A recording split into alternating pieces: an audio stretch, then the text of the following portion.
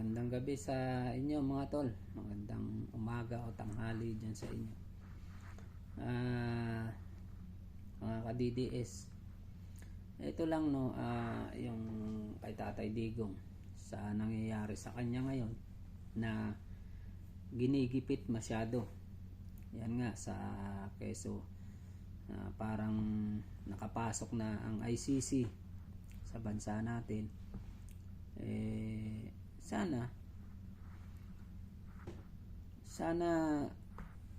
balikan natin, tignan natin ang ginawa niya para sa bansang Pilipinas, para sa ating mga mamayang Pilipino. Sobra itinaya niya buhay niya para sa atin lahat. Yung mga ginawa niyang number 1, yung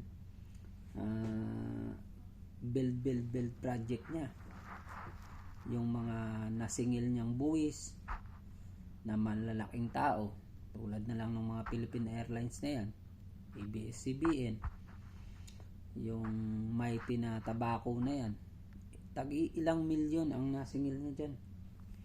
Tapos yung war on drugs, natural lang na hindi rin natin masisisi ang mga kapulisan natin na may napatay o napatay. Tama naman si Tatay Digong, alangan naman pag ang mga kapulisan namamatayan, binabatikos nyo.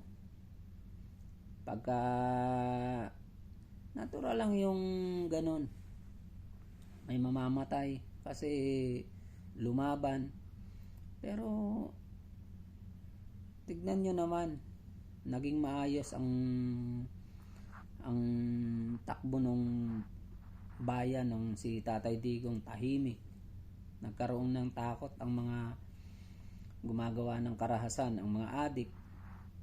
Sana tanawin natin ng utang na loob yung ganong pangyayari. Huwag puro tayo tuligsa o dahil lang sa kapangyarihan, dahil lang na sakim tayo sa pera, sakim tayo sa kapangyarihan, gusto natin siraan natin yung kapwa natin para lang sa kagustuhan natin na mali ang pamamalakad.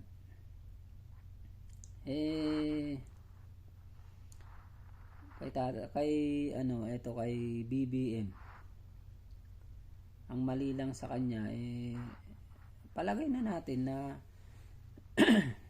hindi siya ang gumagawa. Ang bali-balita, yung nagpapatakbo yung asawa niya, ang nagdidikta. Tsaka ito kay Tambaluslos, diyan nagsimula ito yung kay Gloria Arroyo na tinanggal niya sa pagka Deputy House Speaker yata yan. Deputy Speaker. Tapos yung pagkalas ni Inday Sara, kasi nga parang na si Inday Sara na open na wala namang ginagawa yung tao, kumalas na siya sa liderato ng Lakas CMD pagka chairman. So doon nagsimula yun Tapos ang confidential fund napunta ron, na hanggang ngayon ganyan na, lumala na ng gusto.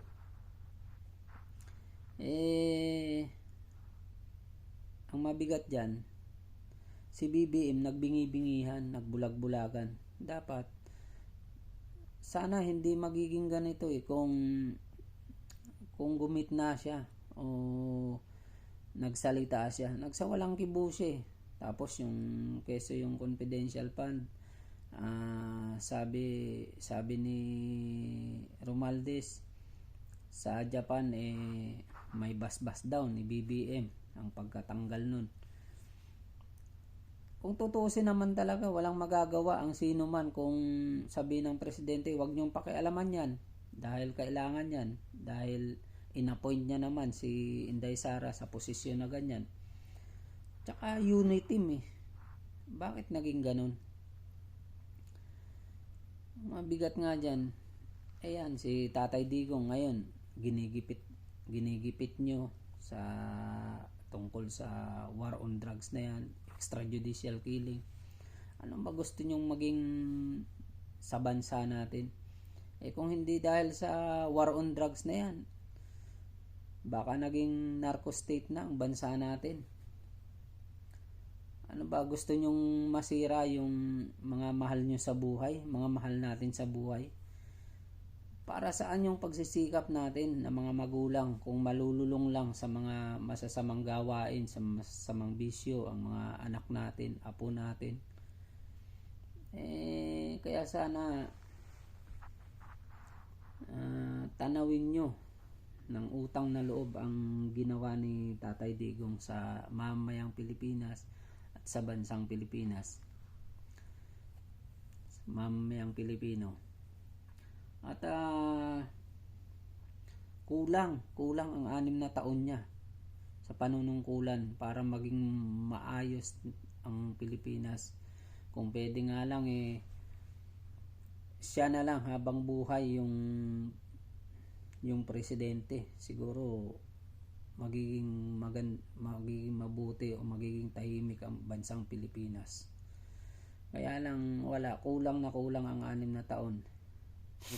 Tapos dadagdagan pa natin na minsan parang wala tayong kasi tayong mga tao, wala tayong kasiyahan. Ang gusto natin, parang gusto natin isubo lahat sa atin ang biyaya. Ayaw natin ng napupuna o kumbaga gusto natin bigyan tayo lahat, tapos isang beses lang tayong hindi mabigyan, sasama loob natin, kakalabanin natin ng hindi tama Kaya sana makontento tayo kung anong meron tayo. At Tatay Digong, Inday Sara, sana sinasama ka namin sa dasal namin, mga solid ka DDS. Sana tuloy lang tayo sa katotohanan at sa katahimikan ng bansang Pilipinas, para sa mamayang Pilipino. Nandito lang kami, mga solid ka DDS, sa inyong mag-ama. Yun lang mga tol, ingat tayong lahat. God bless.